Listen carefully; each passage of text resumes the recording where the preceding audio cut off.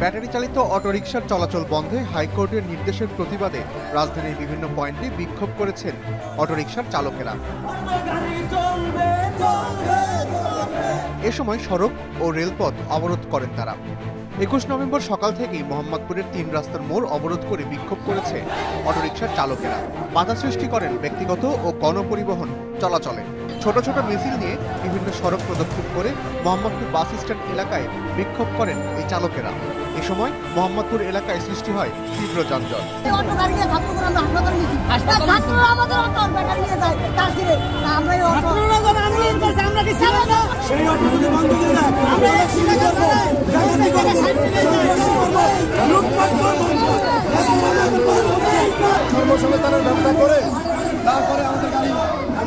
মহাখালীতে সড়ক ও রেলপথ অবরোধ করেছেন ব্যাটারি চালিত রিকশার চালকেরা। ফলে সারা দেশের সঙ্গে ঢাকার রেল যোগাযোগ বন্ধ হয়ে যায়। পরে পুলিশ ও সেনাবাহিনী তাদের উঠিয়ে দেওয়ার চেষ্টা করলে ইট পাটকেল নিক্ষেপ করেন আন্দোলনরত চালকেরা। এ সময় আইন শৃঙ্খলা বাহিনীর গাড়িও ভাঙচুর করেন তারা। রাজধানীর আগারগাঁওতে বিক্ষোভ করেছেন চালকেরা। ফলে মিরপুর 10 নম্বর থেকে খেজুরবাগান সড়কে যানজট সৃষ্টি হয়।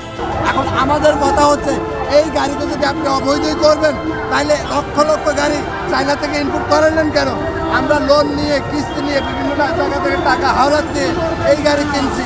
এই গাড়ি চালানোর পরে এখন বাজারের যে শোচনীয় অবস্থা, সেই অবস্থা থেকে আমরা একটু পরিত্রাণ পেয়েছি। এটা মনে হয় বাংলাদেশে যে ইলেকট্রিক আছে ওদের সহ্য হয় না।